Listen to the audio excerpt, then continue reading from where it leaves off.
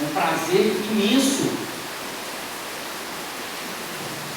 participar das reuniões públicas, poder trazer um pouquinho do que eu aprendi dentro do Espiritismo para vocês e também aprendermos juntos. Quando eu estou aqui em cima, eu estou sendo assistido o tempo inteiro, então muitas das coisas que eu falo, eu acabo aprendendo com as próprias coisas que eu falo. Incrível, né? E a espiritualidade, ela está sempre nos amparando, sempre nos ajudando, porque sem ela a gente não consegue desenvolver intimidade, a gente não consegue fazer nada. Então eu sempre peço suporte deles, porque nós somos apenas ferramentas e nós temos que ter essa consciência e a humildade também de reconhecer que nós precisamos uns dos outros, encarnados e desencarnados, tá bom? Um ano novo se inicia, né, pessoal? Eu não sou muito dessas coisas, né? O pessoal até brinca com o pessoal, fala assim, gente, é só mais uma volta da Terra em redor do Sol, não tem nada demais. Mas as pessoas gostam, eu com o tempo eu aprendi a respeitar isso nas pessoas, porque nós temos que aprender a respeitar as crenças, as vontades das pessoas. E eu refleti durante essa semana, e eu fiz uma comparação com Santo Agostinho. Santo Agostinho, ele revira os seus ciclos diariamente, e muitos de nós revemos os nossos ciclos anualmente, uma vez no ano, mostrando o quão distante que nós ainda estamos da nossa espiritualização, o quanto que falta para sermos mais reflexivos. Muitas vezes nós estamos tão entretidos com as ilusões que a matéria nos traz, que nós esquecemos da nossa introspecção, de retornar o olhar para dentro de nós, do autoconhecimento, da reforma íntima, que é basicamente o Evangelho do Cristo. O Evangelho do Cristo e o conhecimento dos antigos também. Não à toa que Sócrates, Platão, são os percussores do Espiritismo, justamente por conta disso, do autoconhecimento. Porque aquele que se conhece tem um poder, detém o poder. O autoconhecimento, ele é tudo. Ele diz respeito a tudo na nossa vida. Muitas vezes nós estamos preocupados muito mais em conhecer o outro do que nós mesmos. Nós estamos muito mais preocupados, às vezes, de buscar notícias alheias do que notícias nossas. E nós estamos repletos delas. Nós somos, muitas vezes, um poço de incoerência, e isso é normal, pessoal. Isso é extremamente normal. Eu vivo repetindo para vocês, o Espiritismo não pede perfeição de ninguém. O Espiritismo pede boa vontade. Então nós temos que ter boa vontade em sermos melhores a cada dia. E são passos pequenos que nós temos que dar. Pequenos, mas constantes. Então, se nós dermos vários passos pequenos, porém constantes ao longo da vida, nós vamos caminhar muito, uma longa distância, devagar e sempre, tá bom? Então nós temos, neste momento, para quem gosta de fazer essa reflexão, essa retrospectiva, que final de ano causa em nós, muitas pessoas, que nós possamos aplicar isso nas nossas vidas diariamente, que nós podemos ser reflexivos diariamente, tá? Então que nós busquemos isso em nossas vidas daqui para frente, e que nós tenhamos essa consciência, tá bom? Bom, hoje nós vamos fazer a leitura do Evangelho e logo depois nós vamos começar a estudar o livro do Nosso Lar, tá bom? Vamos fazer a leitura aqui. Eu vou pedir para o Toninho fazer a leitura aleatória para a gente. Abre para a gente, Toninho, por favor. Qual capítulo?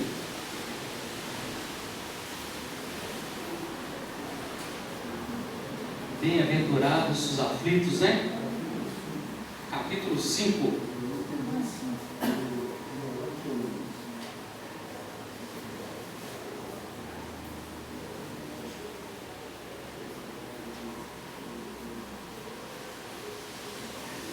Motivos da resignação.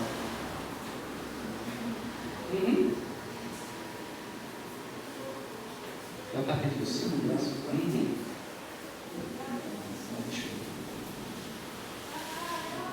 Obrigado, Toninho. Melancolia, capítulo 5, bem-aventurados os aflitos. Sabeis, porque às vezes uma vaga tristeza se apodera dos vossos corações e vos leva a considerar amarga a vida? É que vosso espírito, aspirando à felicidade e à liberdade, se esgota, jungido ao corpo que lhe serve de prisão, em vãos esforços para sair dele. E conhecendo inúteis esses esforços, cai no desânimo e, como o corpo que lhe sofre a influência, toma-vos a lassidão, o abatimento, uma espécie de apatia, e vos julgais infelizes. Então aqui, na melancolia, ele relaciona a melancolia com a vida física, mostrando que o corpo, sendo uma prisão do espírito, e o espírito, sendo filho de Deus, todos nós buscamos instintivamente a perfeição e automaticamente a felicidade, a liberdade, tá? E por conta dessa diferença que causa a vida aqui do corpo físico com a vida espiritual, o espírito, sentindo essa diferença enorme, ele o tempo inteiro está buscando romper estes laços que o prendem ao corpo físico. E ele, vendo que não consegue, ele fica apático, ele sofre de melancolia por conta disso. Crede-me, resisti com energia a essas impressões que vos enfraquecem a vontade. São inatas no espírito de todos os homens as aspirações por uma vida melhor. Então o que a gente faz quando nós estamos encarnados? Bom, se nós sabemos que nós não podemos nos desvencilhar dos laços que nos prendem ao corpo de forma deliberada, que nós temos que aguardar naturalmente este momento, porque senão nós estaremos incorrendo em suicídio. Tanto que ele diz para a gente lutar com todas as forças contra isso. E ele diz aqui que como nós buscamos isso com muita força, acaba que nós transferimos para a própria vida física a busca pela felicidade. E aí nós acabamos vivendo uma incoerência, porque a felicidade do espírito, ela nada tem a ver com as questões materiais. Na realidade, as questões materiais, elas devem servir de trampolim para que nós conquistemos a verdadeira felicidade, que é a felicidade oriunda do espírito. Só que nesse meio do caminho, e nós vamos estudar isso hoje no livro Nosso Lar. No livro Nosso Lar, o Genésio, ele nos chama de contrabandistas espirituais. Olha que coisa interessante. Nós somos contrabandistas espirituais. Por que contrabandistas? Nós tentamos, de todas as formas, pegar a matéria e utilizá-la como moeda de troca lá no plano espiritual. E a gente sabe que isso não funciona. Nós temos que utilizar a matéria e transformá-la em moeda espiritual, para aí sim a gente colher os benefícios no plano espiritual. Então a gente tem que fazer um câmbio. Quando você vai viajar para outro país, o que você faz? Você pega a sua moeda, troca ela pela moeda do outro país e viaja, correto? Porque se você levar a sua moeda para lá, ela não vai ter valor, ninguém vai aceitar. Isso que a gente tem que fazer, nós temos que transformar a vida física, a moeda da vida física, em moeda espiritual. E aí é onde entra o espiritismo, é onde entra o Evangelho do Cristo, é onde entra a espiritualização do homem. Então, se nós formos bons cambistas neste sentido, nós vamos obter sucesso. E aí sim nós vamos usufruir das nossas conquistas materiais de forma espiritual. Tá? Mas não busqueis neste mundo e agora, quando Deus vos envia os espíritos que lhe pertencem, para vos instruírem acerca da felicidade que Ele vos reserva. Aguardai pacientemente o anjo da libertação, a morte, para vos ajudar a romper os liames que vos mantém cativo o espírito. Lembrai-vos de que, durante o vosso decreto na terra, tendes de desempenhar uma missão de que não suspeitais, quer dedicando-vos à vossa família, quer cumprindo as diversas obrigações que Deus nos confiou. Se, no curso desse degredo provação, exonerando-vos dos vossos encargos, ou seja, fugindo das suas obrigações, sobre vós desabarem os cuidados, as inquietações e tribulações, sede fortes e corajosos para os suportar. Afrontai-os resolutos, duram pouco e vos conduzirão à companhia dos amigos por quem chorais, e que, jubilosos por ver-vos de novo entre eles, vos estenderão os braços, a fim de guiar-vos a uma região inacessível às aflições da terra. Então o que ele está querendo dizer aqui? Ele está dizendo aqui que as provas da vida, por mais longas que elas pareçam quando nós estamos aqui, elas passam como um piscar de olhos. Elas passam de forma rápida. E nós não podemos perder o bonde dessa viagem, correndo o risco de ficarmos para trás. Nem você levantar a mão? Então, pessoal, nós temos que ter atenção em nossas vidas. Nós temos que ter esse olhar espiritual, esse cuidado de não só olharmos a vida material como matéria, como gozo, como busca pelos nossos vícios, que nós temos muitos deles, conservamos em nós ainda. Então nós temos que ter consciência desta transformação interior. Nós temos que buscar isso com todas as nossas energias, e nós temos que aproveitar a vida, mesmo apesar das dificuldades. Nós temos que buscar a todo instante a nossa melhoria, buscarmos fazer o melhor, como diz o Haroldo, florescer aonde Deus nos colocou.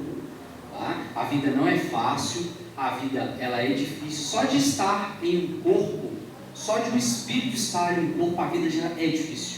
Independente da condição financeira, da condição social, do personagem que você representa para a sociedade, do cargo que você ocupa, não interessa, a vida já é difícil. O nosso corpo físico, ele nos exige muita disciplina. Todos os dias nós temos que fazer as mesmas coisas para cuidar do corpo. E aí são quase 16 horas, 17, 18 horas, aí tem gente que até 24 horas por dia cuidando do corpo, de forma compulsória. 8 horas vão para o sono, várias horas para cuidar da higiene, da alimentação. E aí, para ter tudo isso, a gente tem que trabalhar. Então a gente trabalha para poder sustentar a nossa máquina biológica, porque sem o trabalho a gente padeceria. Então observe bem, só de estarmos em corpo, observam que nós já estamos espiando, que já é uma prova gigantesca. Suportar as doenças, o cansaço físico, as lutas cotidianas, as pessoas ao nosso redor. Nós ainda temos que fazer essa troca constante com aquelas pessoas que estão nos cercando, seja no trabalho, na rua, em casa, com os nossos familiares. Observam como a luta humana, ela não tem escolhidos, é do rico ao pobre, do miserável ao bem-aventurado. Todos nós temos as nossas lutas, as nossas dificuldades. Nosso corpo é igual. Então nós temos que ter essa consciência. E nesse meio do caminho aí, a gente ainda tem que encaixar em 1 horinha, 2 horinhas por dia, em prol da nossa espiritualização, o que às vezes é muito difícil. Graças a Deus hoje, o mundo, tendo melhorado bastante, nos oferece essa oportunidade. Eu sempre faço essa reflexão com vocês. Graças a Deus, a tecnologia hoje, ela nos trouxe vários excedentes, e esses excedentes bem utilizados faz com que possamos estar aqui hoje nesta casa. Se fosse há 30 anos atrás, talvez muitos de nós não poderíamos estar aqui neste momento. 40 anos atrás, então, nem se fala.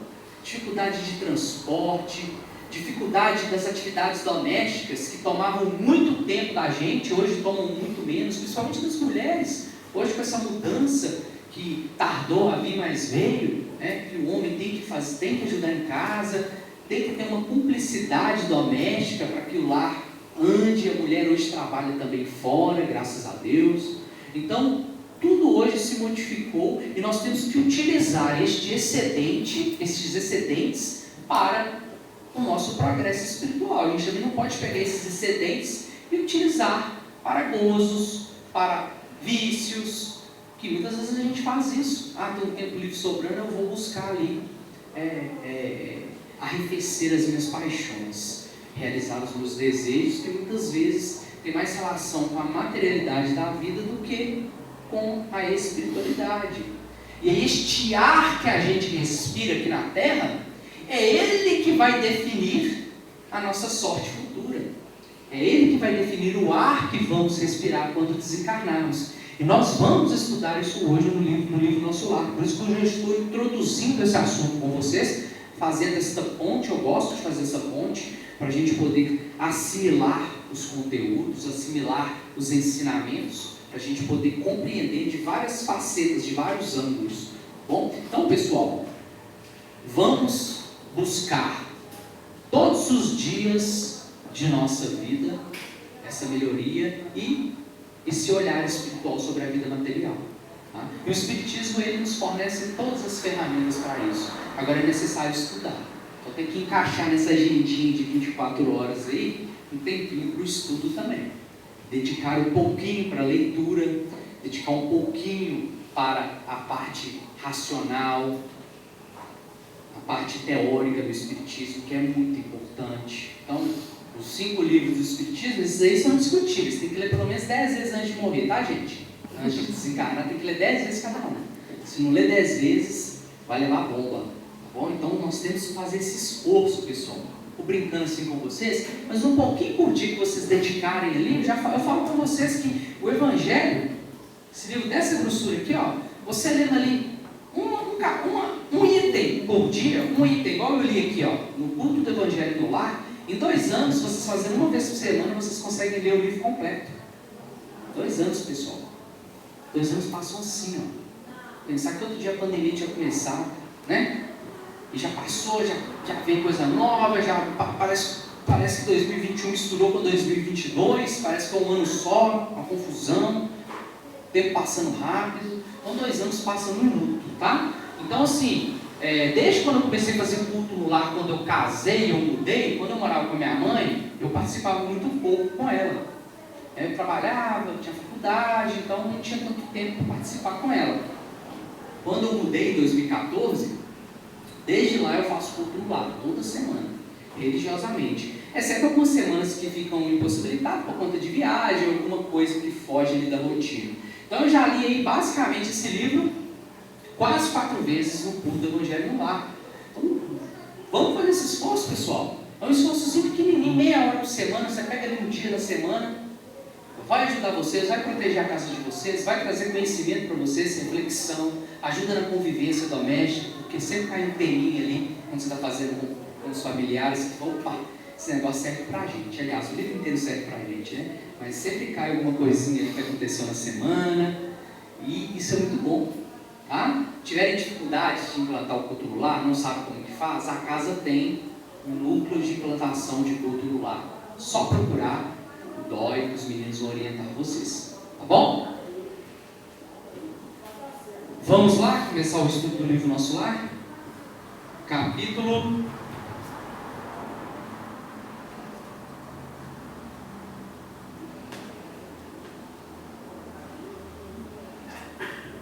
27. Então, na semana passada, nós lemos o capítulo 26. O que o capítulo 26 nos trouxe de lição? O André Luiz, pessoal, vou resumir para vocês. Ele era um médico, quando ele estava encarnado, ele era um médico muito vaidoso, porque é até comum na profissão, a vaidade exacerbada por parte dos seus membros, não só na profissão da medicina, vários outros. As pessoas têm um orgulho de ostentar os títulos. Mas o que são os títulos sem o condicionamento moral da criatura voltado para Jesus Cristo, gente? Serve para alguma coisa? É moeda de troca lá em cima? Não é, pessoal. Então nós temos que converter os nossos títulos, as nossas honrarias, o nosso dinheiro, o nosso tempo, a nossa paciência em moeda espiritual. O André Luiz, ele era um médico. Ele converteu alguma coisa da passagem dele aqui na terra? Vamos ver se vocês estão bons de leitura e de lembrar. Desde quando nós começamos a estudar o livro aqui, nós vimos um pouquinho da vida do André Luiz. Ele converteu, eu estou perguntando para vocês, tá? Ele converteu a honraria de ser médico em moeda espiritual em algum momento de sua passagem na terra? Você se recorda? Só atendendo aquela senhora. Só aquela. Aquela do Agradecendo, por ele. Isso mesmo. É isso mesmo, era este detalhe que eu queria falar. Então, percebe? Percebe que o pouquinho que ele fez, o quanto que ajudou ele? Imagina se ele tivesse usado realmente essa máquina igual o Bezerra fez. Imagina, gente. E nós não fazemos isso, nós perdemos a oportunidade. Às vezes nós ocupamos uma posição, ostentamos um personagem aqui na terra e nós perdemos esta bendita oportunidade. Às vezes nós temos ali um trabalho que a gente pode ajudar tanta gente e a gente não percebe, a gente deixa escapulir por entre os dedos a oportunidade, pessoal. E lembrando que Deus dá oportunidade para todas as suas criaturas de praticar o bem. Não se enganem, tá? Que o bem não se pratica somente de forma objetiva, de forma mental também você pratica o bem, orando, rezando, pedindo, desejando, mandando bons eflúvios para as pessoas ao nosso redor, para as pessoas que a gente conhece, que a gente não conhece. Então nós temos oportunidade sempre de fazer o bem, a cada instante de nossa caminhada aqui na Terra. Mas o André Luiz em especial, como ele não tinha convertido a sua vida em moeda espiritual, ele não tinha feito esse câmbio, ele não tinha feito essa troca, quando ele desencarnou por conta dos excessos que ele se entregou aqui na Terra, muito por conta disso, obviamente, tá? A gente não pode acreditar somente a isso, até porque já estava envelhecendo, então juntou uma coisa com a outra, e aí ele veio a não ser completista. O completista é aquele que passa toda a sua existência pré-programada aqui na Terra sem desencarnar antes do tempo, tanto que ele foi chamado de suicida inconsciente. Aí ele não aceitou esse título no primeiro momento, ele falou, não, eu não suicidei. Lá no próprio umbral eles chamavam ele disso. Os espíritos zombeteiros que estavam ali acusavam ele de ser suicida. Depois ele foi esclarecido a respeito do porquê dessa alcunha que deram para ele, tá? Então, o André Luiz, por não ter convertido, quando ele chegou no plano espiritual, chegou lá em Maus Lençóis, foi socorrido, foi para o nosso lar. Quando ele chegou lá, ele passou o período da convalescência, melhorou, né? E aí ele queria buscar trabalho. Bom, o médico na Terra pode ser médico no plano espiritual, pessoal? Não. É assim? Nem aqui na Terra é assim, né, gente? O médico aqui no Brasil pode ser médico nos Estados Unidos? Não. Não pode, né? Todas as profissões têm que ser homologadas lá na autarquia daquele estado lá. Então, cada estado tem a sua autarquia, suas leis, suas determinações, enfim. A gente tem que passar por um processo. Então, se aqui na Terra é assim, você acha que lá no plano espiritual é assim, no passe de mágica? Não. Né? Até porque lá no plano espiritual, a moeda não é a honraria, não é o título. É a sua elevação moral. A sua elevação moral. Por isso que nós temos que converter muitas vezes o nosso trabalho, que é muito difícil, repetitivo e cansativo, em moeda moral. Nos moralizarmos, desenvolvemos a paciência, a tolerância, o espírito de serviço, que nós estudamos aqui na semana passada, neste capítulo 26. Tá? Então o André Luiz ele começou a fazer um tour lá na colônia Nosso Lar. Então ele foi lá no Ministério da Regeneração, não. Qual ministério que ele estava, pessoal? Deixa eu pegar aqui para mim recapitular.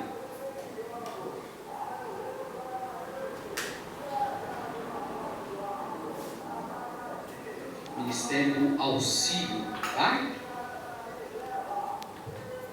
Ministério do Auxílio, tá? Então ele estava lá com o Genésio, que era o ministro do Auxílio, tá? E aí ele começou a fazer um tour lá. E a dona Laura orientou ele o seguinte: André Luiz, pega a sua curiosidade, guarda ela dentro do seu coração, e em vez de você ficar curioso observando, busca ajudar. É aquilo que eu falei com vocês: ó, a casa está pegando fogo, tem um balde de água aqui. Aí você fica assim: ó, gente, casa está pegando fogo, mas tem água ali. Quem vai apagar o fogo? Por que você já não pegou e já não apagou? O serviço está ali. Está faltando gente. Se ninguém pegou, é você mesmo. Vai lá, trabalha. Não fica só observando, não. Então, basicamente foi isso que a dona Lala falou para o André Luiz. E aqui... Oi?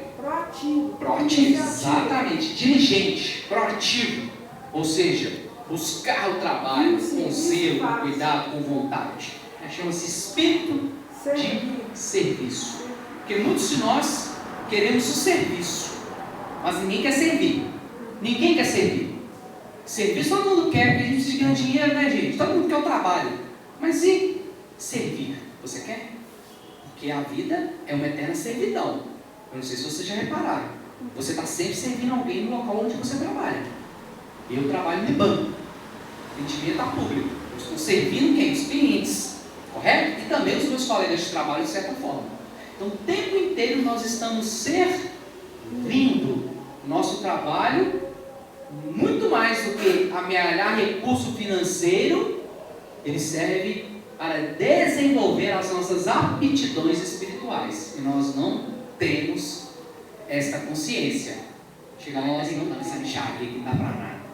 E esquece da moeda mais preciosa que você amealha quando você está trabalhando, que são os recursos morais e os recursos espirituais.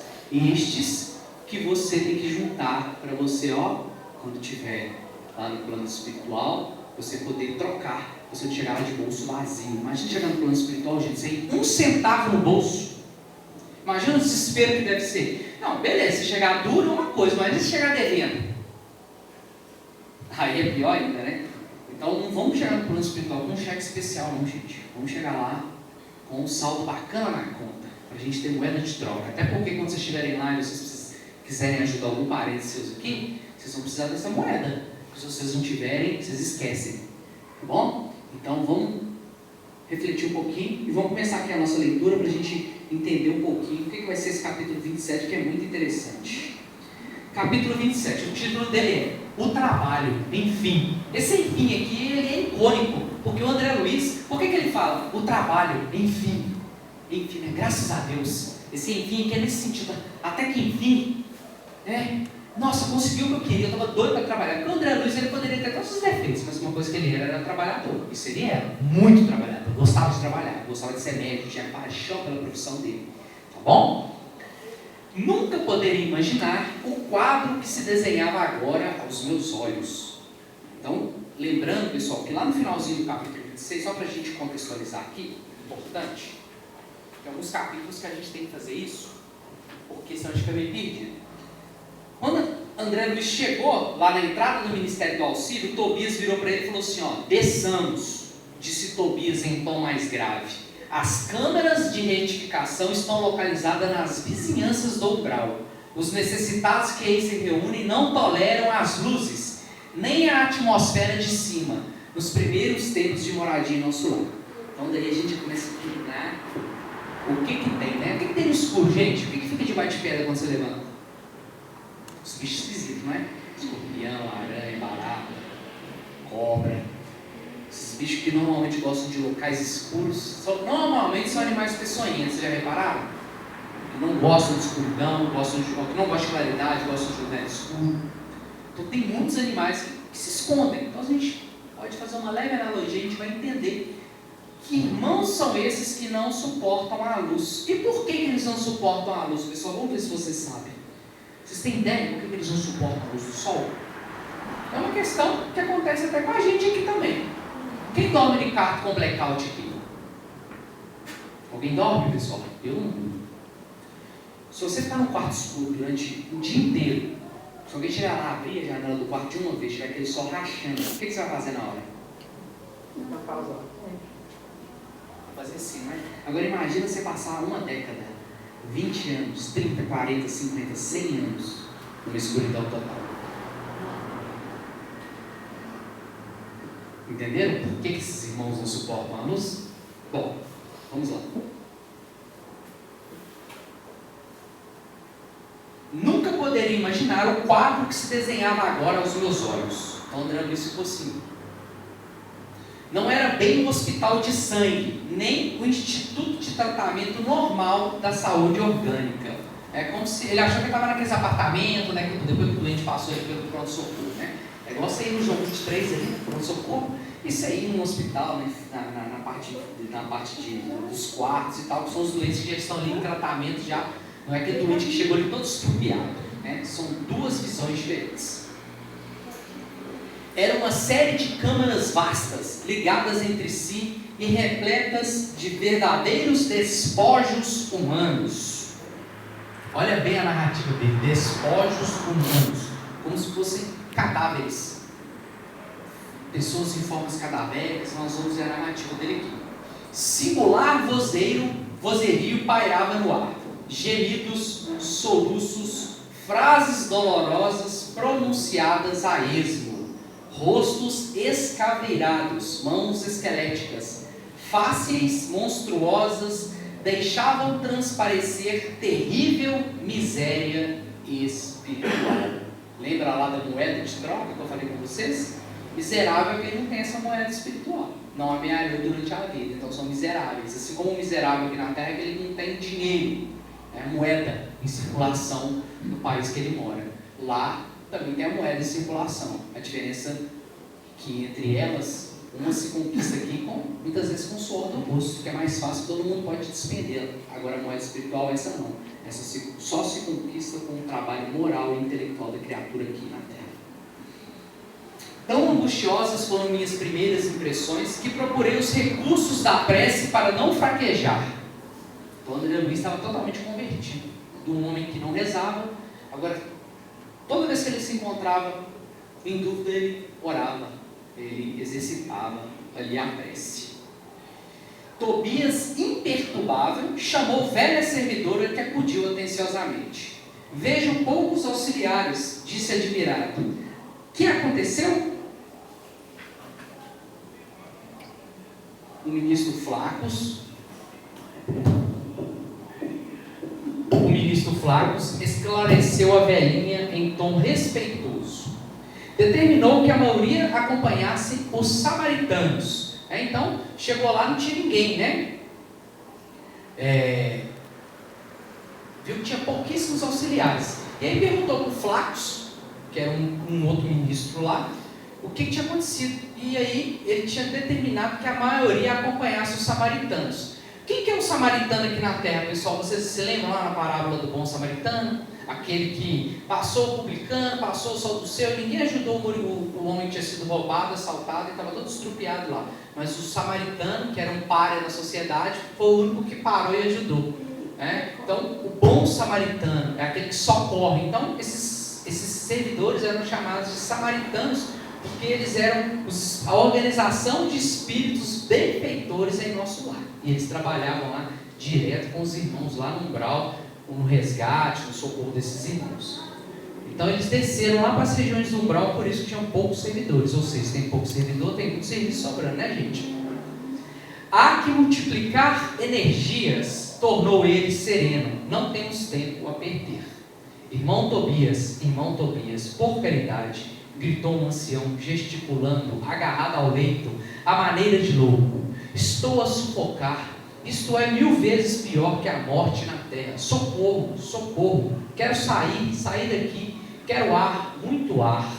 Tobias aproximou-se, examinou-o com atenção e perguntou: por que teria o ribeiro piorado tanto? Experimentou uma crise de grandes proporções, explicou a serva. E o assistente Gonçalves esclareceu que a carga, olha só, presta atenção nessa parte. O assistente Gonçalves esclareceu que a carga de pensamentos sombrios emitidos pelos parentes encarnados era a causa fundamental desse agravo de perturbação. Prestaram atenção? O parente de vocês desencarnou tem pouco tempo? Vocês estão perturbando ele mentalmente? Então fica aí a lição. E aí vocês vão ver o que acontece com quem faz isso. Visto achar-se ainda muito fraco e sem ter acumulado força mental suficiente para desprender-se dos laços mais fortes do mundo. Então, eu também tinha parcela de culpa dele, por ele estar muito apegado, ele não conseguia criar uma barreira defensiva, uma barreira mental que impedisse esse acesso descontrolado dos parentes que permaneceram aqui na Terra. Ele não tinha força mental suficiente para desprender-se dos laços mais fortes do mundo. O pobre tem resistido como seria de desejar. Enquanto o generoso Tobias acariciava a fronte do enfermo, a serviçal prosseguia esclarecendo. Hoje, muito cedo, ele se ausentou sem consentimento nosso, a correr igual doido pelos corredores do hospital. O pessoal correndo lá, o ribeiro, esse velho doente. Gritava que lhe exigiam a presença no lar, que não podia esquecer a esposa e os filhos chorosos, que era crueldade retê-lo aqui distante do lar. Por isso que muitos parentes, quando desencarnam, permanecem juntos ao lar terreno. Então, às vezes chega um médium na casa, eu vi uma senhora ali assim assada, e o pessoal, nossa, é minha avó, é minha mãe, o que ela está fazendo ali? Porque muitas vezes essa simbiose mental entre encarnados e desencarnados cria como se fosse uma prisão mental que junta este espírito desencarnado com os parentes encarnados. E isso tem um sério agravante, porque se esse espírito tiver carregando com ele alguma moléstia espiritual, desequilíbrio, vai refletir no lar e em todos que eles estão. E aí os encarnados vão sofrer o reflexo daquilo que eles estavam chamando. Então, se você chama em sofrimento e esse espírito te atende de sofrimento, você vai criar um círculo vicioso de sofrimento mental. Daí muitas vezes processos obsessivos de difícil solução. São os próprios parentes obsidiando os encarnados. Muitas vezes a obsessão tem origem no encarnado que está aqui na Terra. Não é nem o pobre coitado do desencarnado. O pobre coitado do desencarnado estava doido para ir embora, mas ficou preso aqui na teia mental de um encarnado, que às vezes tem uma potência mental mais forte, retém inconscientemente, porque não tem conhecimento da vida espiritual, e fica ali. Aquele espírito verdadeiro encosto dentro de casa, atrapalhando as relações, as transações domésticas, atrapalhando a vida doméstica dos encarnados, e ele perdendo ali um tempo precioso, evolutivo, que ele poderia estar ali se desenvolvendo no plano espiritual, enfim.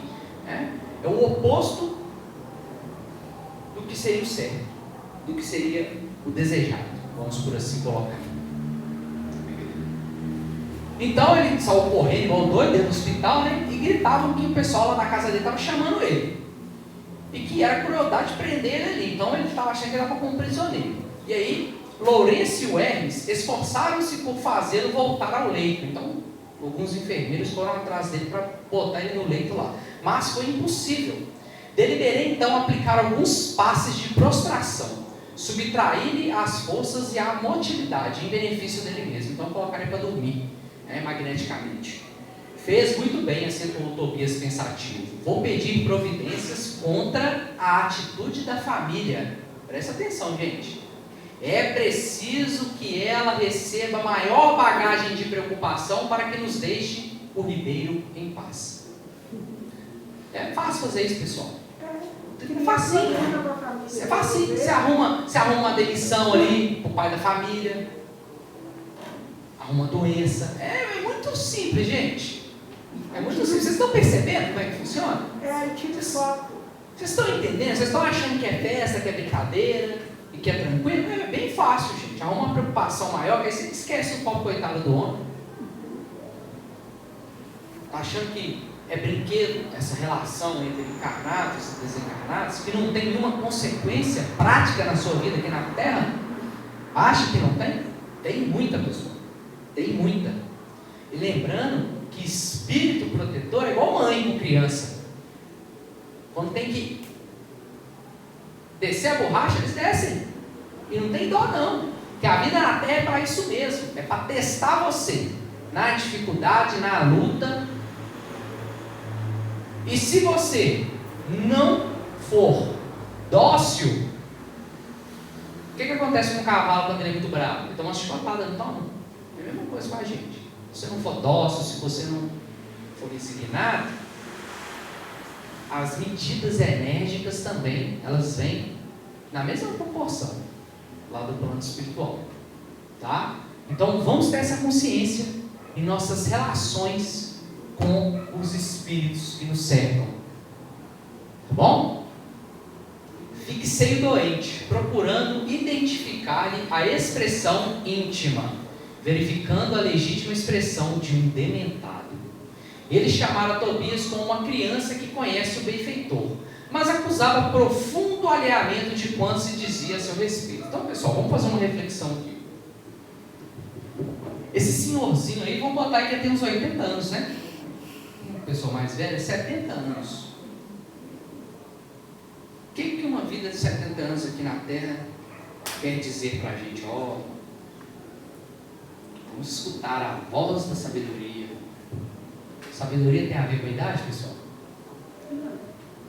Nenhuma, né? Quantas crianças de 70 anos vocês conhecem? Já conheceram crianças de 70 anos? Eu já conheci várias. 70, 60, 50, 40. Pessoas que não querem amadurecer. E nós estamos vivendo isso no nosso século. Uma recusa em amadurecer. Os nossos filhos, essa geração mais nova. E muitos adultos, que sempre existiu, tá? Não se enganem, em todas as épocas sempre existiu. Idade não é passaporte de conhecimento, nem de sabedoria, e nem de bom viver. E nem de bom viver. E muitas vezes a gente acha que é. Dever e respeito a gente deve a todo mundo, sem exceção. É do bebezinho até o mais velho, da mesma forma. Porque antigamente a gente tinha aquele negócio, não, tem que respeitar os mais velhos. Ora, mas os mais velhos também têm que respeitar os mais novos. Não é? O respeito, ele é uma via de mão dupla. Não é só um que deve respeito. Todos nós nos devemos respeito.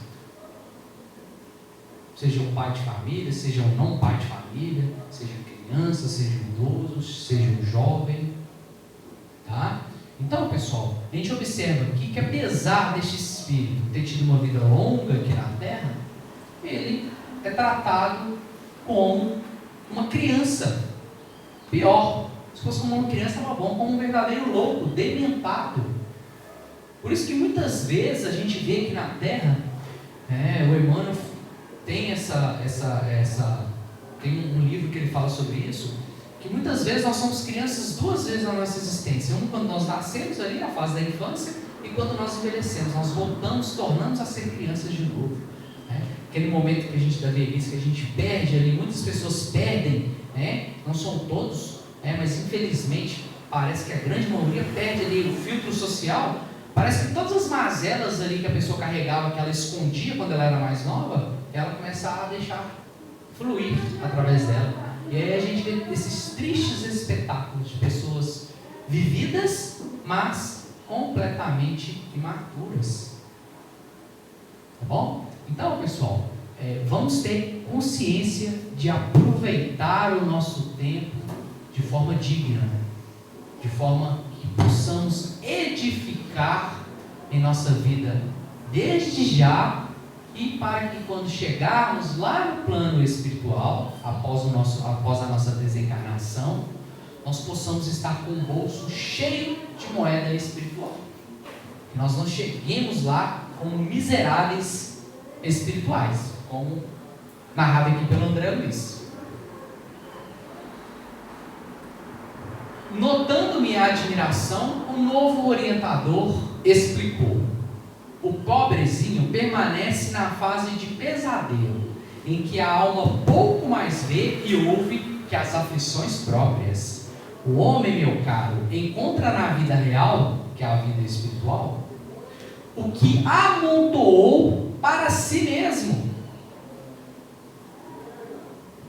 Nosso Ribeiro deixou-se empolgar por numerosas ilusões. E aqui nós vamos fazer outro ponto para a gente poder comentar. Então o homem encontra na vida real o que amontoou durante a sua existência aqui na Terra.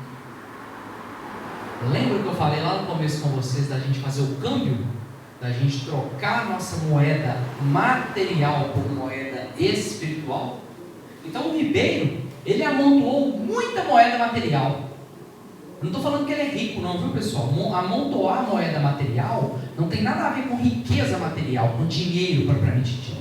Tá? Toda vez que nós nos apegamos, que nós damos mais valor à matéria, que nós tratamos a vida material como fim em si mesma, o que isso quer dizer? Morreu, acabou. Então eu tenho que aproveitar o máximo possível. A vida é isso aqui. A vida se resume à materialidade aqui e acabou. Então é aproveitar o máximo, viver como se não houvesse um amanhã. O problema, pessoal, é que há um amanhã. O Espírito é eterno.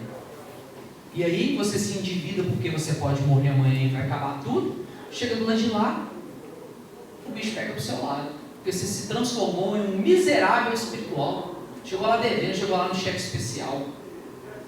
Tá? Então, aquilo que nós amontoamos durante a nossa trajetória aqui na matéria é de fundamental importância e vai ser o que vai fundamentar a nossa caminhada lá no plano espiritual. Então, como que nós vamos aportar lá? Os benefícios que nós vamos nos fazer merecer, vão todos eles dizer respeito ao modo de vida que nós levamos aqui na Terra. Bom?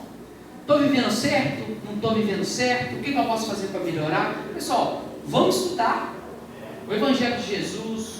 Tem aqui no Evangelho segundo o Espiritismo, fala do Sermão do Monte, todas as passagens morais mais importantes da trajetória de Jesus. Vamos ler o Livro dos Espíritos. Vamos ler o livro Nosso Lar, toda a série do mundo espiritual, para a gente aprender como é que funciona. Então também nós temos que buscar um entendimento para a gente poder ter uma melhor aplicação, né? Aqui na Terra, ter uma melhor aplicação na nossa vida. Então a gente buscar o conhecimento é fator importantíssimo para a gente poder potencializar o aproveitamento. Porque muitas vezes a gente não está fazendo por maldade, a gente está fazendo por ignorância. Mas muitas vezes a ignorância, ela tem relação às vezes com a preguiça, com o direcionamento da nossa vontade para a vida material, em detrimento da espiritual. Gente, não mexer com isso aí hoje não. Deixa eu ir um churrasquinho ali, deixa eu ir fazer uma farrazinha ali. Hoje eu quero fazer um negocinho gostoso ali para mim, que eu estava querendo fazer há muito tempo. Nada contra isso, pessoal. Contanto que a gente consiga equilibrar estes pratos. Nós temos que buscar aqui na Terra também a nossa diversão, buscar sim as coisas que a gente gosta de fazer. Isso faz parte da existência, isso preenche a gente também, mas com sabedoria, sem prejudicar também as nossas conquistas espirituais. E aqui ele continua. Ele falou que o Ribeiro deixou-se empolgar por numerosas ilusões. O André Luiz, a gente vira nesse ponto, está assim, curiosíssimo para saber como é que foi a vida do Ribeiro, para ele entender por que estava acontecendo aquilo, né? O espírito investigativo do André Luiz falava muito alto, não é à toa que ele foi chamado para ser o repórter da vida no mundo espiritual, né? Por conta da curiosidade dele, do espírito investigativo dele. Eu quis indagar na origem de seus padecimentos, conhecer-lhes a procedência e o histórico da situação. Aí, olha a curiosidade dele. Ele já queria saber de tudo, queria saber do histórico, da origem do sofrimento dele, por que ele está sofrendo, o que ele fez para sofrer isso, fazer a relação, né? Eu confesso também que eu ia ficar na mesma posição que ele, eu ia ficar doidinho para saber por que daquilo dali, eu adoro questionar. O pessoal brinca, fala, você é muito difícil, eu sou porque eu questiono muito, eu pergunto as coisas, quer saber mas por quê? Eu sou igual aquela criança, sabe? Mas por quê? Por quê? Não, mas eu não entendi, mas por que tem que ser assim? Eu quero entender por quê. E gente assim, faz muito porque é chato, né? Igual aquela criança, sem me para de perguntar por quê, deixa de ser chato, né? E o André Luiz, ele é assim, ele é muito questionador, ele quer saber o porquê daquele sofrimento, para ele poder fazer a correlação e entender o mecanismo que estava funcionando por trás ali daquele sofrimento, daquele espírito.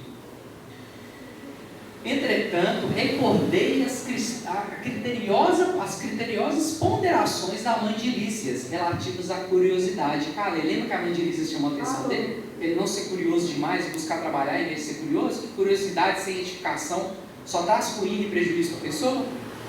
Então ele lembrou disso e ficou calado. Tobias dirigiu ao enfermo generosas palavras de otimismo e esperança. Prometeu que iria providenciar recurso a melhoras, que mantivesse calma em benefício próprio e que não se aborrecesse por estar preso à cama. Ribeiro, muito trêmulo, rosto ceráceo, esboçou um sorriso muito triste e agradeceu com lágrimas. Seguimos pelas numerosas filas de camas bem cuidadas, sentindo a desagradável exalação ambiente. Presta atenção nessa parte, pessoal. Eles estavam passando ali pelas camas, várias filas de camas, de doentes, e eles sentiram, o André Luiz sentiu a desagradável exalação ambiente, oriunda, como vinha saber mais tarde, das emanações mentais dos que ali se congregavam, com as dolorosas impressões da morte física, e muitas vezes sob o império de baixos pensamentos. Então vamos entender aqui, pessoal, vamos fazer uma pausa para a gente entender como é que funcionava esse cheiro que ele estava sentindo. O espírito ele não tem o nariz não nosso para sentir o olfato, ele não tem o olfato dele, não é aqui. Né? O olfato é no corpo dele todo, assim como a visão, é um atributo que faz parte do perispírito, ele não é restrito a uma parte específica, a um órgão. Tá? Os órgãos, a formatação do perispírito é totalmente diferente da do nosso corpo, não se enganem. Tem similaridades, mas não é igual, porque o ambiente que o perispírito se movimenta é diverso. Então, se o peixe tem brânquias para viver debaixo da água, quem vive na terra e respira o ar precisa de pulmões. Então, são formatações adaptadas ao ambiente que cada criatura vive. E assim também é com relação ao plano espiritual. Então, esse odor que ele estava sentindo, essas exalações, ele não fala odor, para a gente não fazer relação com o nariz, ele fala exalação, tem relação com a emissão do pensamento daqueles espíritos desajustados. Percebe? Que o pensamento no plano espiritual, o poder que ele tem, aqui na Terra também ele tem esse poder enorme. Mas lá no plano espiritual, o poder é ainda maior. Porque que acaba que o corpo físico acaba por castrar essa potência do espírito. Lá no plano espiritual, quando o espírito está desembaraçado do corpo físico, essas potências vêm à tona. Então essas exalações estavam vindo dos pensamentos em desalinho e do próprio sofrimento daqueles espíritos. Então muitos espíritos, quando desencarnam, a grande maioria, né, para vocês entenderem como que a coisa não é fácil, como que esse mundo aqui ainda é um mundo bem inferior, a maioria de espíritos inferiores, como nós aqui, outros mais inferiores ainda, ficam jungidos ao corpo físico quando desencarnam. Isso é bem normal, pessoal, bem natural. E esse processo é necessário. E eu já estudei isso com vocês aqui há um tempo atrás, é o processo de desencarnação, a necessidade de ter o espírito de permanecer jungido ao corpo físico, né? Lembra que eu falei com vocês que o perispírito ele tinha que permanecer jungido ao corpo físico por um tempo, para quê? Para que ele pudesse absorver e pudesse, pessoal, quem quiser estudar o corpo físico, para que ele possa se formatar. Isso demanda uma ligação ainda durável, mesmo após a desencarnação, ou seja, a morte clínica do corpo. O médico ele testou a morte do corpo, o paciente já está esfriando, o cadáver já está esfriando, mas o espírito ainda permanece ligado. O tempo vai variar, pessoal, de pessoa para pessoa? Vai. Uns vão precisar de um dia, outros vão precisar de 48 horas, outros de 3 dias, outros de um mês, 1 ano, 10 anos, 20 anos. No caso dos suicidas aí, a gente tem notícia que muitos permanecem por 30, 40 anos jungidos aos despojos do corpo biológico. Tá? E o que isso causa, pessoal? Causa uma terrível impressão para o espírito. Imagina você desencarnou, está ali, agarrado no corpo, não consegue soltar do corpo, igual no caso do suicida. Ele faz força e o corpo puxa ele, porque os laços são muito fortes. Ele rompeu de forma artificial. Então os laços ainda estão muito poderosos, ele não consegue se afastar do corpo. Tem relato, tem um livro, que eu não me recordo o nome, o relato de uma moça jovem, ela suicidou por conta de ciúme do marido. Suicidou, deixou o filho, o marido, e ela era jovem. E ela narrando que ela sentiu o sacolejar do carro ali do rabecão, né, levando ela, sentiu o sacolejar, sentiu quando o legista rasgou a carne dela, ela sentiu a dor, ela se sentiu ali, ela nua em cima da mesa, um homem olhando para ela, mesa fria, ela passa falando que ela sentiu tudo. Pensa para você ver, pessoal. Pensa para você ver um sofrimento de uma criatura dessa. Para e pensa. A cremação é pior, hein? Oi? Cremação. Cremação, suicídio, então nem se fala. O Emmanuel mesmo, até para quem não é suicida, até para quem desencarna, esperar um prazozinho aí de 48 horas para fazer a cremação, por conta dessa necessidade que o perispírito tem de estar jungido ao corpo por um tempo, para poder conseguir se desligar. Tá? É errado cremar? Não, pessoal, pode cremar, tudo certo, é até ecologicamente correto. Tá? Até porque a espiritualidade ela tem recursos para poder, se a criatura tiver merecimento, claro, se a criatura tiver merecimento, porque até para o desligamento entre o corpo e o espírito, um desligamento personalizado, acompanhado de perto, você precisa de pagar, pessoal. Aqui você não tem que pagar, você tem um caixão bonitão, lá naquele, tem um ali na Afonso Pena ali bonitão, chique, né? Antigo lá que o pessoal faz ali, né? Você tem que ter dinheiro, não tem gente para fazer chique, né? Senão, vai fazer igual o brinco com a minha sogra, é canseira. Você vai lá com saudade, eu brinco com ela, ela morre de mim, né? Minha sogra ela é muito divertida, eu adoro essas piadinhas, ela não liga, ela gosta, né? Vai lá com saudade, lá pro cemitério público, né? Então, pessoal, até para isso você precisa de dinheiro. Lá no plano espiritual é a mesma coisa, pessoal. Você precisa de dinheiro para poder pagar para vir o espírito e poder te desligar. Mas como é que é? Eu passo no crédito, passo no débito? Não, pessoal, moeda espiritual. Lembra do câmbio que eu falei com você? A pessoa mora lá nos Estados Unidos, saiu daqui e foi para lá, ela manda dólar para cá. Aí faz o câmbio, troca, vira real. Ela está acumulando dinheiro aqui no Brasil, certo? A gente tem que fazer a mesma coisa, tem que pegar essas moedas, esses materiais, os nossos talentos que nos foram concedidos por Deus e mandar a moedinha lá para o plano espiritual. Aí, ó, pessoal, vocês vão ter ali alguém para cuidar de vocês, para acompanhar, ter bons espíritos ali zelando por vocês, igual foi no caso do Dimas que eu li aqui com vocês, que eu já trouxe a desencarnação do Dimas, que está lá no livro Libertação e que nós vamos ter a oportunidade de estudar aqui nos próximos 10 anos. Então todos vocês estão convidados, tá, pessoal? Nos próximos 10 anos nós vamos ler aqui toda a série do livro, toda a série A Vida no Mundo Espiritual dos livros de André Luiz, tá? Acredito que vai ser um por ano, né? Esse aqui a gente começou em abril, nós já estamos aí para lá da metade, acredito que até abril do ano que vem a gente consegue terminar, tá? Então, todos vocês estão convidados, e nós vamos ler, nós vamos estudar. Então lembrem-se, mandem moedinha lá para o plano espiritual, porque até para desencarnar, vocês vão precisar do suporte ali. Ah, mas eu não tenho moeda, eu não tenho dinheiro. Se você vai ali no shopping, se você não tem dinheiro, alguém vai te dar alguma coisa? Não, né? Mas Deus é tão bom, pessoal, mas tão bom, que mesmo a criatura mais miserável, ela é assistida.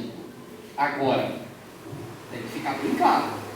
A assistência de quem tem moeda de troca é diferente da assistência de quem não tem. Mas Deus é extremamente misericordioso e Ele assiste todas as suas criaturas. Ninguém fica desamparado. Ninguém. Do verme ao anjo. É do verme, pessoal. Do átomo. Do menor das criaturas são assistidas por Deus. Todas. Sem exceção. Então vocês podem ficar despreocupados. Agora, é diferente. Não se enganem. É diferente. E para isso a gente tem que movimentar a nossa máquina física, a nossa máquina biológica, não só para amealhar recursos materiais, mas também recursos espirituais.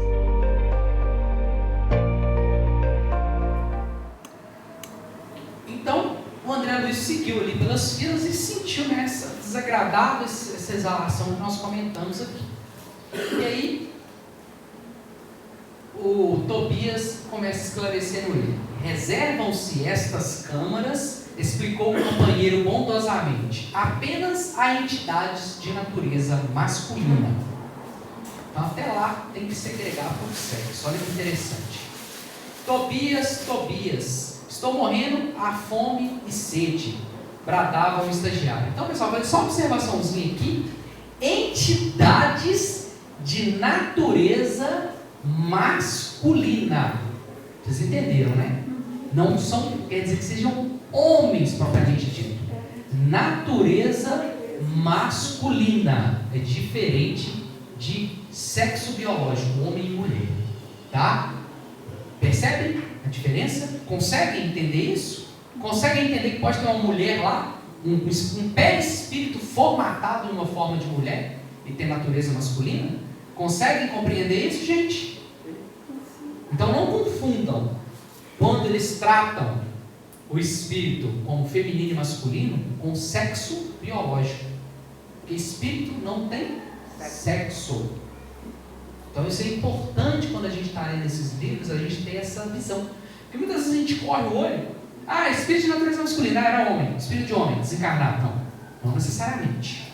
Tá? Obviamente vai ser a maioria. Então você vai ver a formatação do perispírito ali, você vai ver um homem quando ele é encarnado, o formato de um homem quando encarnado. Tá bom? Mas não se enganem, que é diferente. Tobias, e pessoal, esse livro foi escrito em 1940 e quantos? Deixa eu ver aqui, só por curiosidade.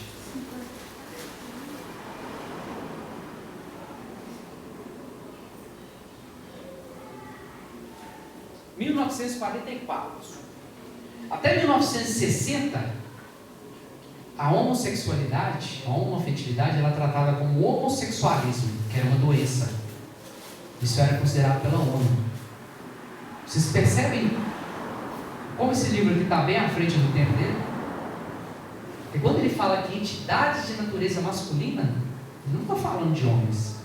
Ele está falando também de espíritos que, quando encarnados, apesar de estarem enjaulados em um corpo de uma mulher, manifestavam masculinidade.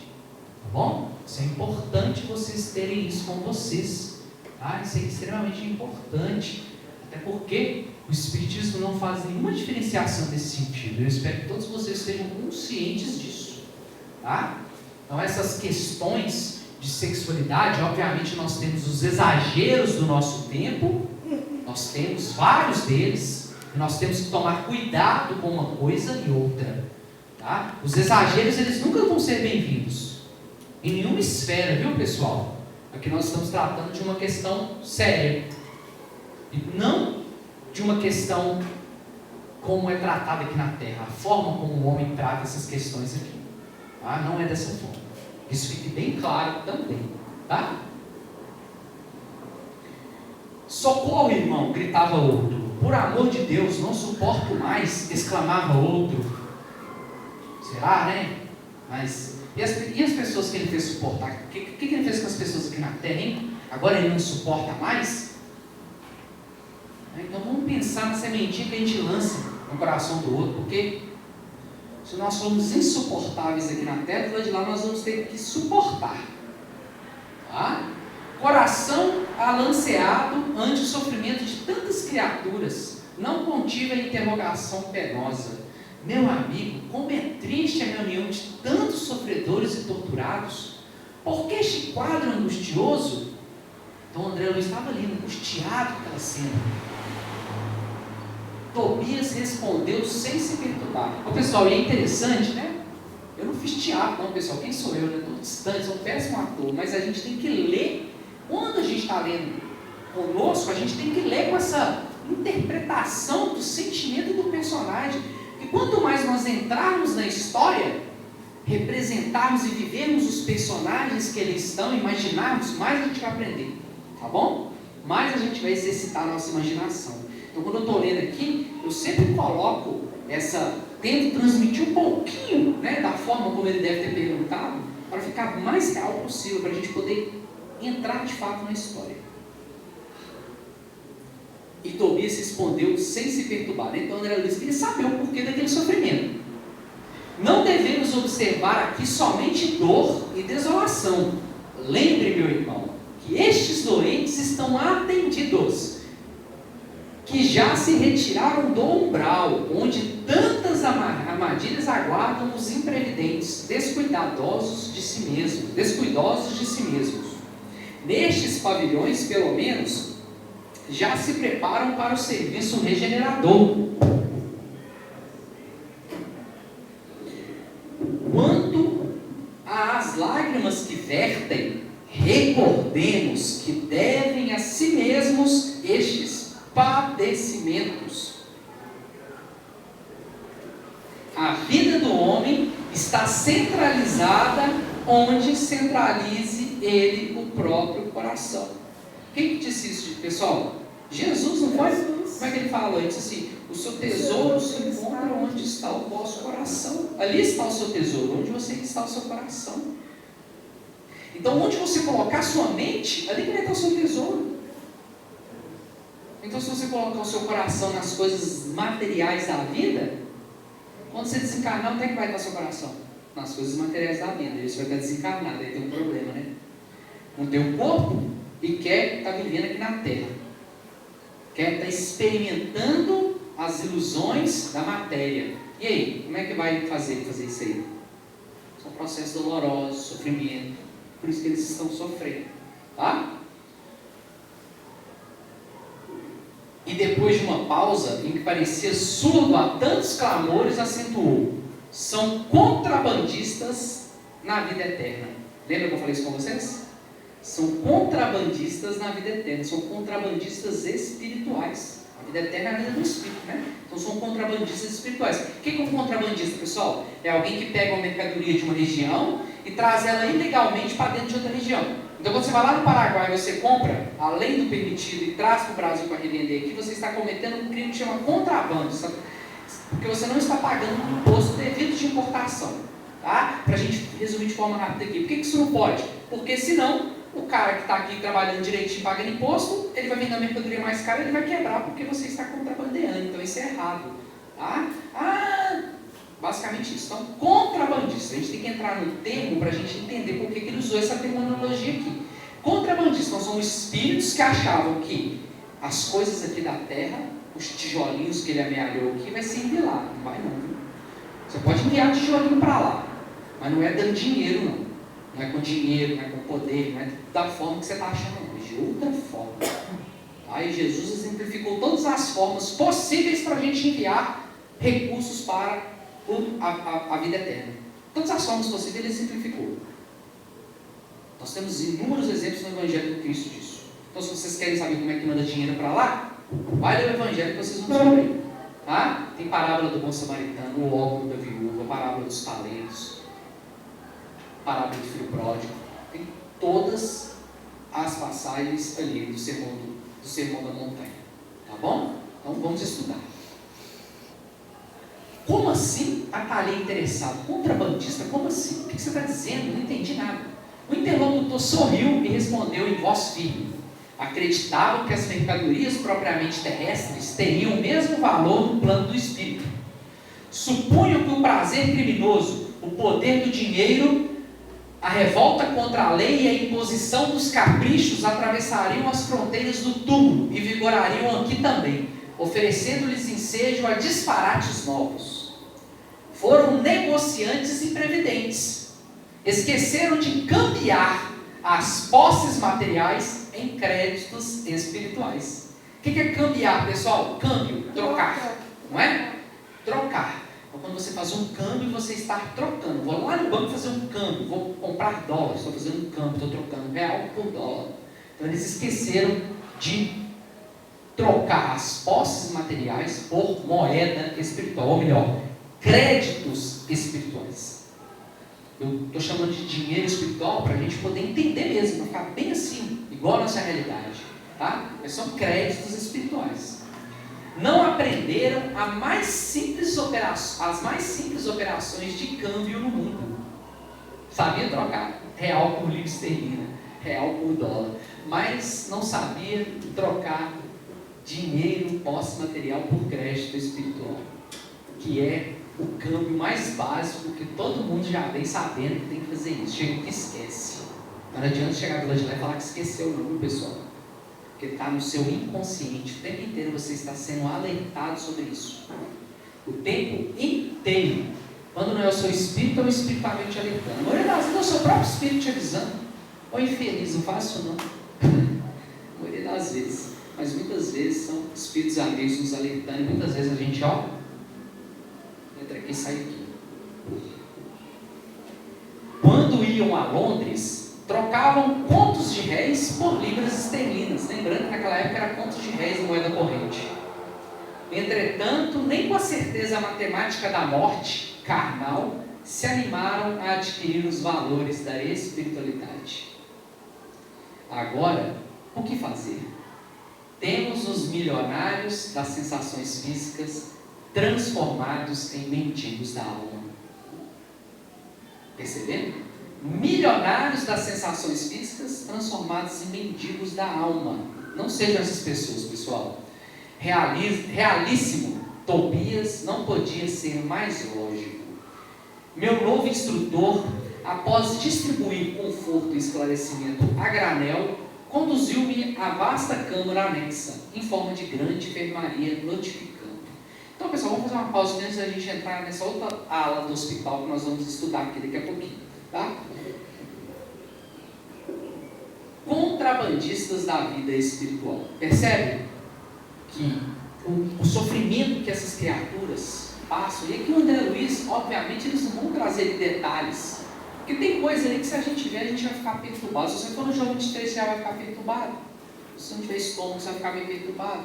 Imagine lá no plano espiritual, que a miséria do perispírito, ela pode se manifestar de formas que você nem imagina, inimagináveis. Corpos desfigurados, cadavéricos, mutilados, tudo quanto é jeito, além de conviver ali com aquelas emanações mentais doentias. Então, assim, é um ambiente extremamente pesado, não é algo que qualquer pessoa daria conta de lidar. Bom? Você imagina também o trabalho desses irmãos nossos no plano espiritual, né? Então, achou que ser enfermeira aqui no plano espiritual, no plano material era difícil? Vocês não viram que foi a nada, tá bom?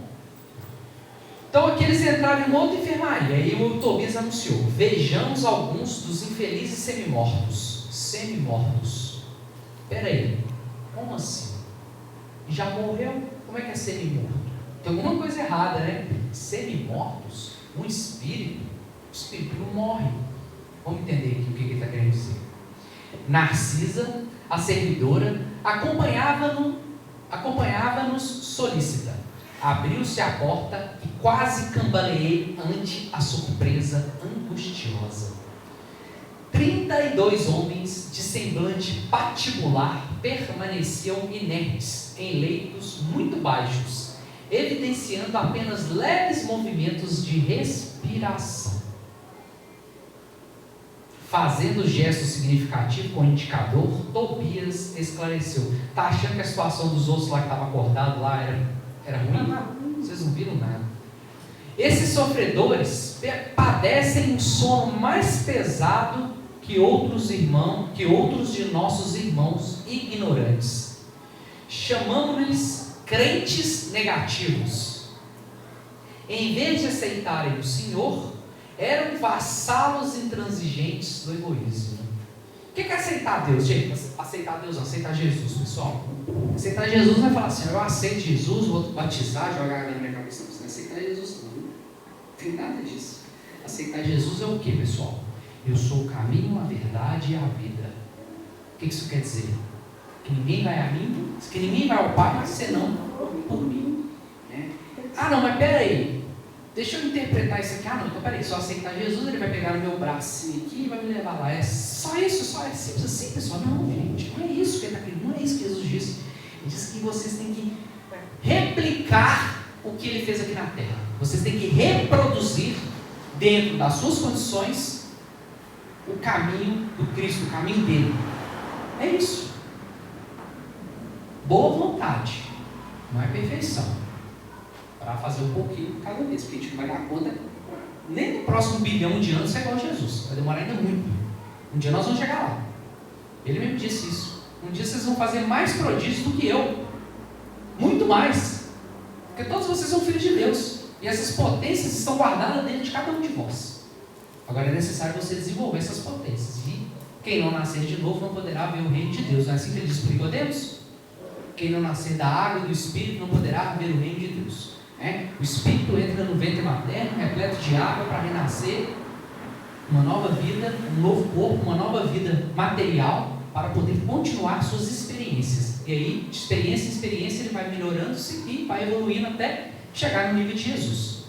Tá bom? Então, pessoal, estes irmãos aqui,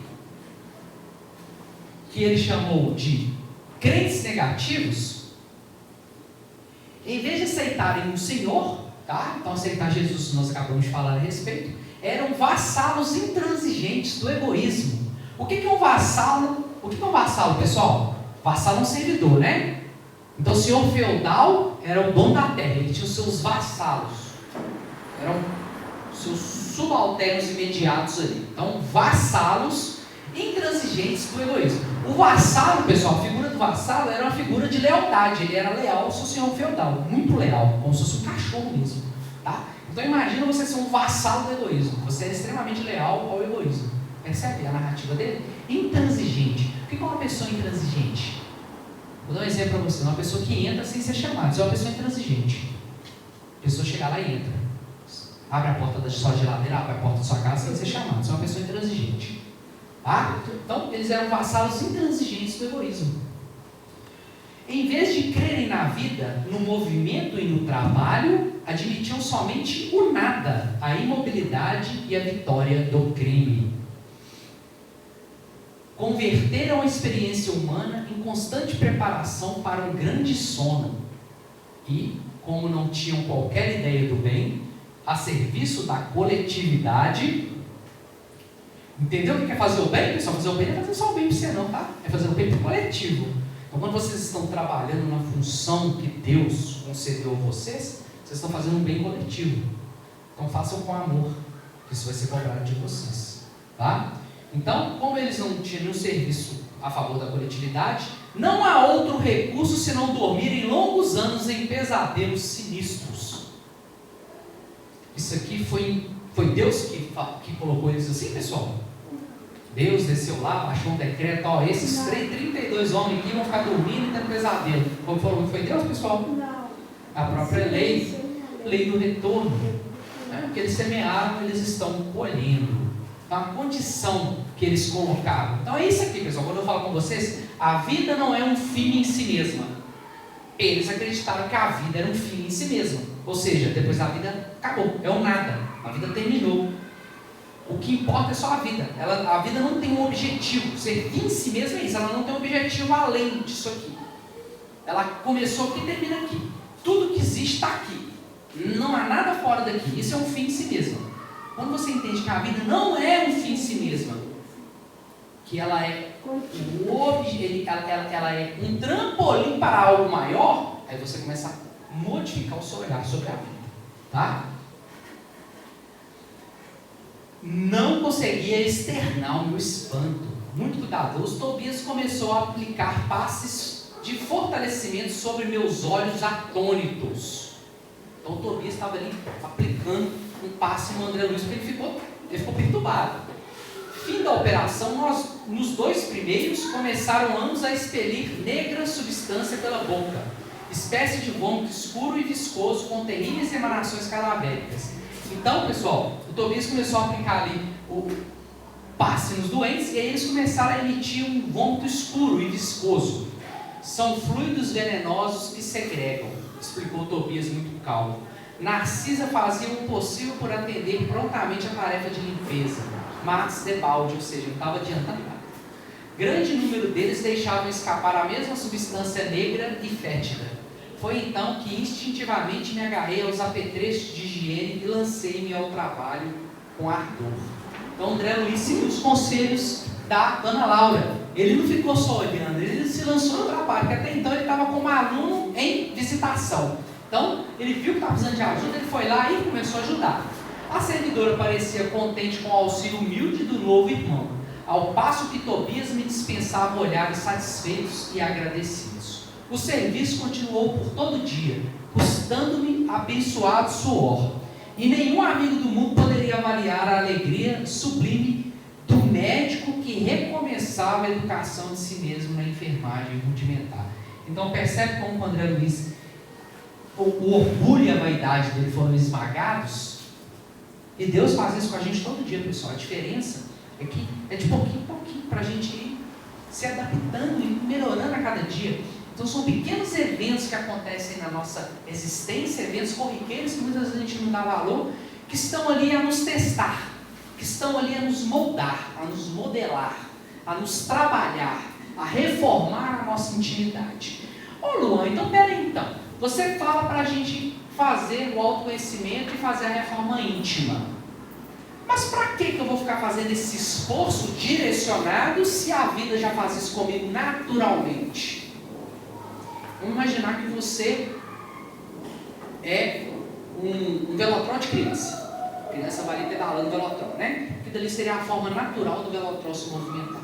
Agora imagina vir alguém atrás e empurrar esse velotrol. Ele vai rápido, vai? É isso. Então, se a vida já te empurra automaticamente para a reforma íntima, de forma natural, porque a evolução é um processo natural, assim como a reencarnação, assim como todas as leis que existem, são processos naturais que não precisam da interferência humana. Quando nós utilizamos a nossa inteligência, nós podemos catalisar esse processo. O que é catalisar em química, pessoal? Você acelerar o processo.